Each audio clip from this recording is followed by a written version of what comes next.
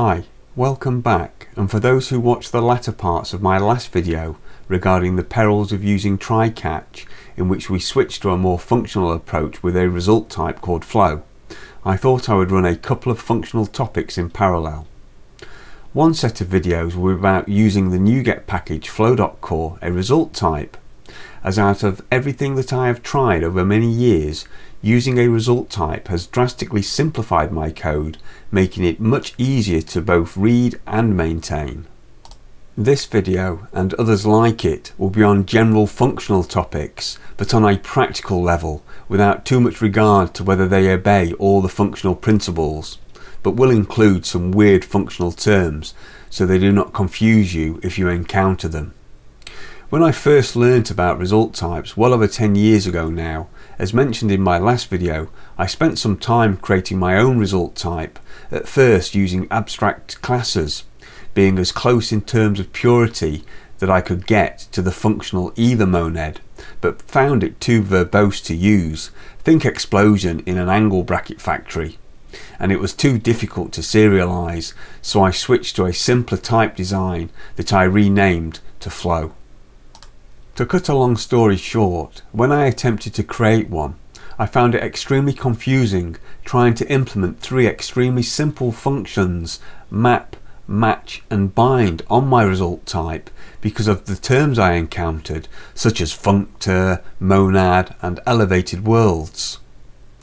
These videos aim to put such terms in the context of C#, so you can both understand and picture them clearly in your mind, as well as looking at functions that you may want to use in your day-to-day development tasks. Let's start with how the functional world views a function generally called map, because as its name suggests, it maps between types. The code and demo will make this all very clear. When a mapping function is used on a container or context, and that combination follows certain functor laws, this combination is called a functor. What is a container? Well, anything that wraps or holds a value. Think list, task or nullable. The function map doesn't break or change the container. It merely applies the function to the value and returns a modified value in a new container, with the original container and value intact. Think immutability.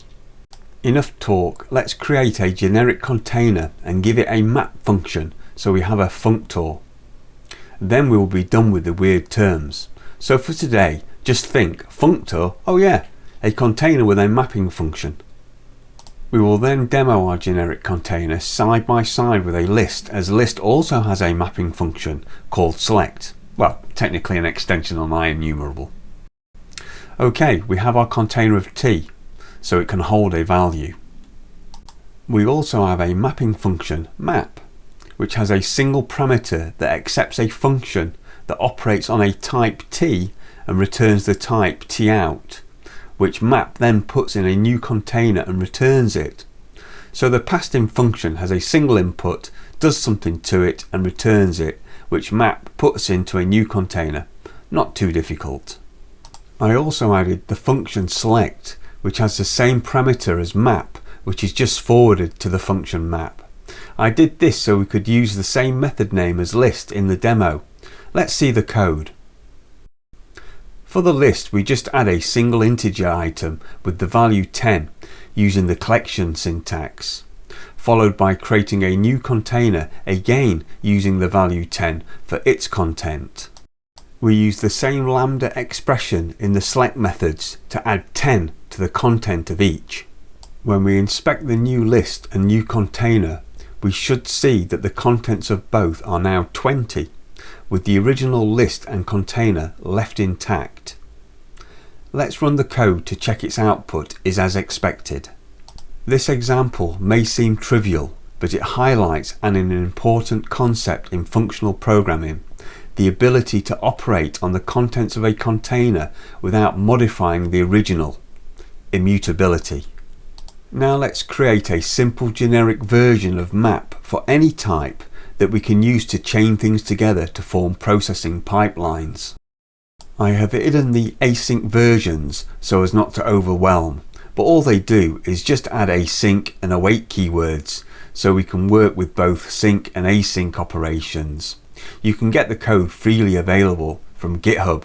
To see them all, the link is in the video description below. Map is almost identical to what we have just seen, but as we are not operating on a specific container, we can't package the result into a new container as before. All our map extension is doing is accepting a function that is applied to one type, this value, and returns another which can be the same or a differing type. Tap is a newer concept in this context. Tap allows us to inspect or act on a value without modifying it and then passes it along unchanged. This is especially useful for performing side effects like logging and validation without breaking the flow of the functional processing chain. Let's take a look at how we can use map and tap together to form a small processing pipeline. There are better, more robust ways to do this, as we will see in later videos, but for now this should give you an idea of how map and/or tap can be used. The process.json file reads a JSON string and puts the content into a registration object and then passes it to the next function. Tap then logs some information and passes this registration object to the next function. Tap is then used to log more information and again passes the registration object onto our first map function. This map function then applies a function to the content, a lambda in this instance, which is used to create a new registration email object which is passed to the next function. We have just converted or mapped a registration object to a registration email object, one type in, one type out. In linked, using select, you would call this a projection. The next function, tap, then just logs some information using this new registration email object and then passes it along. The next map function accepts a function send email instead of using a lambda, which is supposed to send an email with a boolean return to indicate success or failure. This result is then passed to the final tap function, which inspects it and adds a log accordingly. The next part of the demo code starts with the string representation of a temperature in Fahrenheit, and because our map and tap methods can attach to any type, we can start the chain directly on this string value. Again, we use map to both transform the type, in this instance from a string to a double, before applying a conversion function followed by a rounding function, finally having map transform this double value back into a formatted string value. This time I used the console.write line directly to print out the result of our pipeline, as the result is discarded in the code above. Let's run it and view the output. All output is as expected. I think that wraps it up for this video. My intentions are to have this project contain the functions and examples for each video I create in this series to keep everything together. Anyway, thanks for watching, and please feel free to leave good or bad comments and I will do my best to answer any questions raised. Until next time, bye for now.